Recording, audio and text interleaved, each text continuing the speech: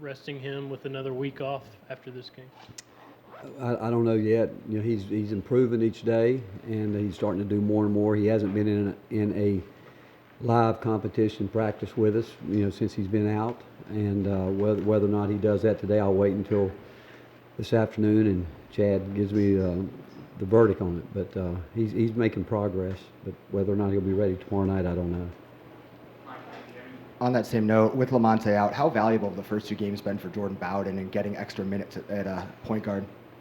I do think it's valuable because it's something that we worked on in the preseason just for this situation. If someone should get hurt and not be there, and we're again, so that paid off for us. The fact that he spent a lot of time in the off season playing that position, and along with Grant, you see he's willing to handle the ball there. But we need Lamonte back. We need that not only for what he does offensively, but on the defensive end to maintain the kind of pressure that would like to maintain throughout the game. But I do think that Jordan Bowden minutes this time of year, again, I'm just glad that we did it in the off season. So and those minutes he's getting now is going to continue to help him. Rick, what's pleased you the most about the way Yves Pons has played so far? Jimmy, I think it's his intensity and the fact that he's buying into the role that we want him to play, and that's to really affect the game in areas that a lot of guys don't want to do that, in terms of bringing energy and defending at a very high level, rebounding the ball, blocking shots, doing a lot of things that maybe I'd put the dirty work, getting down and doing it. And a lot of guys, you talk about it with a lot of players, and some of them will embrace it, some won't. But when one really does, like he is embracing it, I would say the same thing about John Fulkerson. I think he's starting to do that, certainly the last two games, doing some of that for us from an inside position. Rick, I'm sure at some point you've played a player that's transferred from your program and gone elsewhere. In those scenarios, how have you seen your players respond to playing a guy that they've spent so much time with? I have. I mean, obviously that's happened before, but you just go about getting ready for the game plan. I mean, you game plan for him, any player that you're playing against, whether they've played with you, you know them, and these guys know each other. Obviously, they know each other from long before they get here. But what we do, we don't change our preparation regardless. We're going to go through our scouting report and break down personnel and what the other team's doing regardless of the situation you're talking about with Shimbari, and that's how we'll do it. We'll just go about what we normally do. Coach, with the full court pressure you've shown this year, are you wanting to do more things with it than you did last year as far as being aggressive as opposed to just maybe burning 7 or 8 seconds off the shot clock? Yeah, we would like to be a little bit more aggressive with it. We would, but again, when you go through if you had Lamonte, you could do it, but when Lamonte went out, we had to focus a little bit more on the offensive end to make sure that we had that end covered with Jordan Bowden playing there. But yeah, as time goes on, and I do think the key for any team in sports is that you continue to get better throughout the year. And I do think, answering your question, is it would help us get better if we can do more with our full court pressure than just pressure the ball, turn the guy a few times, and as you said, just take time off the clock. If we could create some turnovers back there, it would help us. Coach, what are your general thoughts on Georgia Tech, Josh Pastner's team? What? I'm sorry? What are your general thoughts on Georgia Tech? Josh does a good job with his team. They have the pinwheel motion. They ran it in the past. They do it now. They're going to mix their defenses, and it looks like they're committed to really getting into the backcourt, showing some pressure, play both man and zone. And I think that's a philosophy that they've taken, where they want to be a multiple defensive team, and offensively they'll do some different things. They got good guard play. They've got a lot of guys that I think they have depth. I do, but I think they're like any team this time of year. We're all still trying to establish the identity that we want to have and moving forward. But they play hard, and they obviously in a terrific basketball league, and they know what it's like playing at a very high level.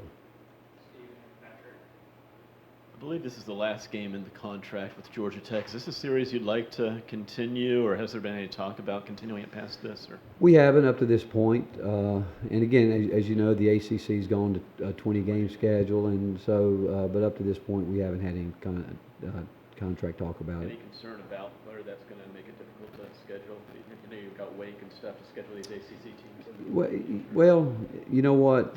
Yeah, because there are games you'd like to have, but I think you will have to wait and see over the period of maybe 1 or 2 years here. They have to get a feel for it. That league,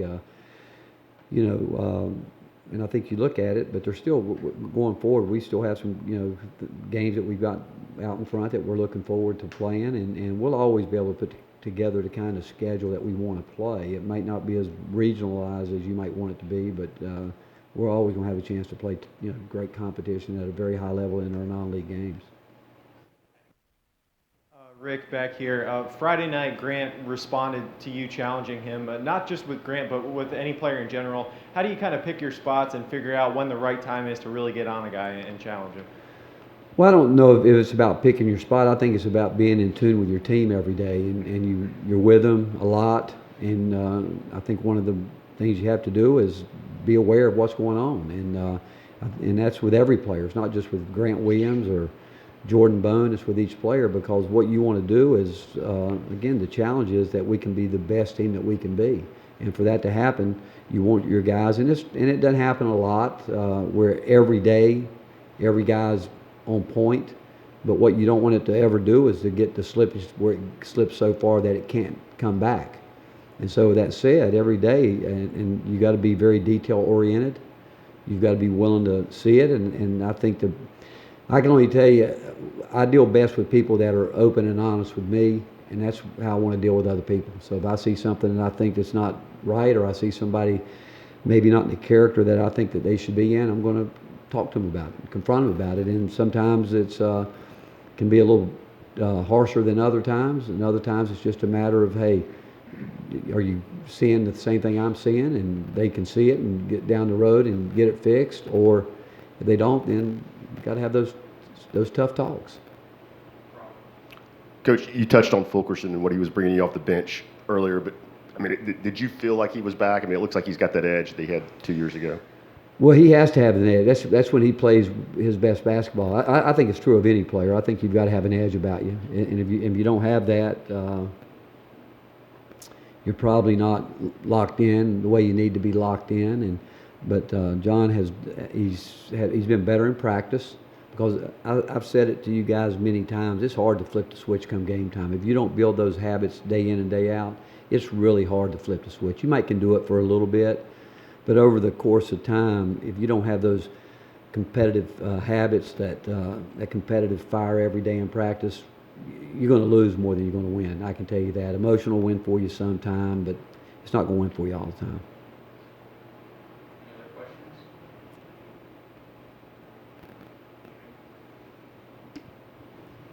Rick, where do you feel like you're staying with your rebounding? Are you where you want to be? No, we've talked about it every day. We actually did a little more things with rebounding yesterday, and it goes back, Jimmy. If you don't rebound the ball on the defensive end, you can play as hard as you want to play for however many seconds that possession lasts. But if you don't finish it with a rebound, they're going to come up with it. Now you have to do it again, and you've given them a chance to play with house money, really.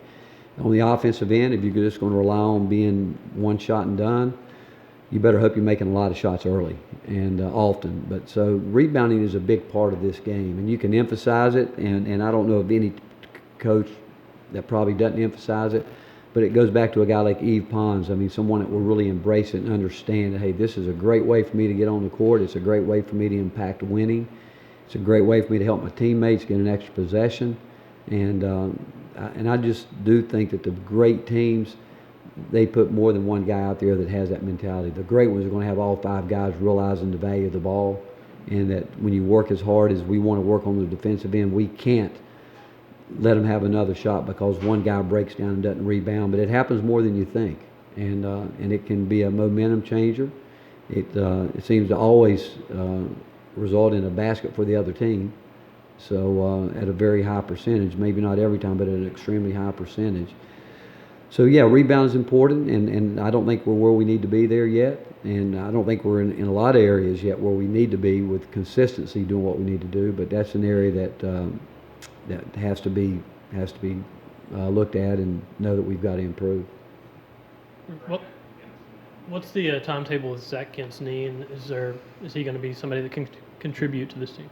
Grant, I don't know. I just, when I walked over, he was in the gym. He's back on the floor shooting and doing some things, trying to get the strength back. He told me yesterday he's feeling better, but he hasn't had any contact in, 5, 6 weeks. So it'll be a while. Whether it's, I can't give you a timetable until Chad and our medical staff tells us that he'll start working his way back into practice, but he's a ways from being able to get back on the court competing. Coach, I know shot selection is a big part of shooting percentage, but who are some of the guys that you think have made the most progress in perimeter shooting, maybe specifically three-point shooting on your team?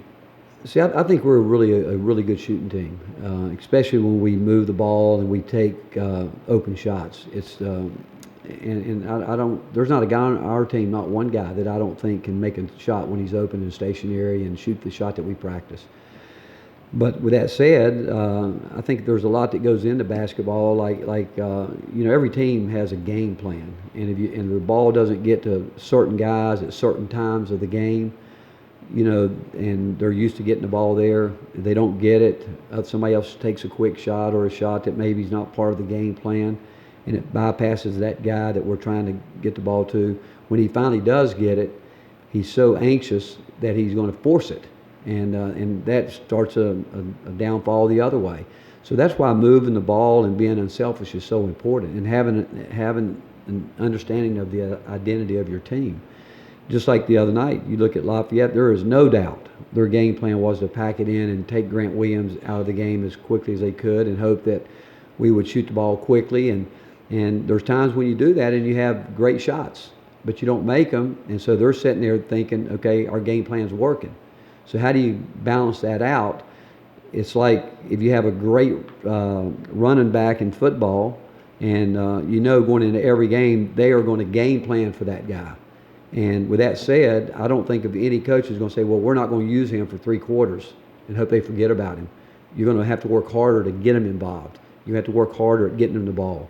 And that's something that you have to learn, because it does get harder when you're trying to get a ball to a guy that's being game planned for, whether football, basketball, or probably any other sport. And so I think that's the part where, again, you've got to work. And I think that when you do that, I think it all affects everything. If you stay within the flow of what you're trying to do, I think guys will know when their shots are there. And anytime that ball gets inside and out, and we get great looks at it, we want to shoot it. But we have to get it in there first, because if you don't get it in there at all, you're not going to get to the free throw line. You're not going to get to their bench, and the players are going to get frustrated, because a lot of what we do, and I think most teams work on playing inside out, but it's a very fine line, because that you're dealing with, because you don't want any player not to take open shots. But again, it goes back to really game plan. We have to understand our game plan. We also have to understand how the other team's going to game plan against us, and then are we tough enough to execute what we're trying to do. Rick, how do you balance getting your team to play at a high level right now that you want them to versus peaking during March at tournament time? Well, you're not going to peak in March if you're not getting better every day. I mean, you're not. I mean, you've got to improve, and part of that too is, we're in a non-conference schedule right now where you're trying to create the identity of your team. You're trying to, the team we have now is not the team we had a year ago, and that's true of everybody. I don't think. Every year you got to come back and you got to figure out a way to get better. And the fact of the matter is, that's what this time of year is. And then I just don't think you ever stop trying to get better. And how you peak, I think it probably gets down to where, physically you understand where your team is, where they would be from a mental standpoint, but also you have to know, how do you get your guys to understand, do they get better every day? I mean, you can't stay the same every day, because the best teams improve throughout the year. They don't this time of year think they're there, and if you don't work hard this time of year, you can't get to the highest level that you can play. And but we're in the season now, and so the whole point of the season is to build to be the best team you can become at the end of the year, when you get to the end of the year. But you can't do that if you don't work at it every day, and then be able to really judge yourself every day and look in the mirror and say, okay, I've got to do this. I've got to fully understand my role and how my role impacts this team. Everyone's important. and everybody's got a role to play. It might be a role what they have to do in practice every day, but it's about understanding that today is the day that we've got to find a way to get better. And but we're a long way from even being close to peaking. I mean, we're not. If we're still talking about rebounding, I would expect to be talking about rebounding this time of year.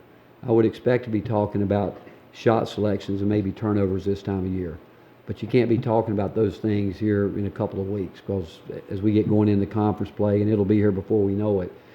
And so, again, I do think all teams this time of year are still trying to create their identity and what they're going to hang their hat on and the things they need to be good on.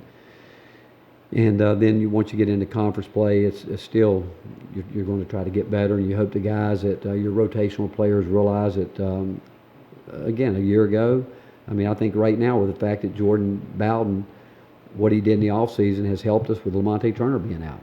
And that could happen to any one of our players. We saw it happen at the end of last year. So our goal is that every guy understands his role, and every guy understands he has to be ready when his number's called. All right, thank you guys. Thanks, Coach. Discussion.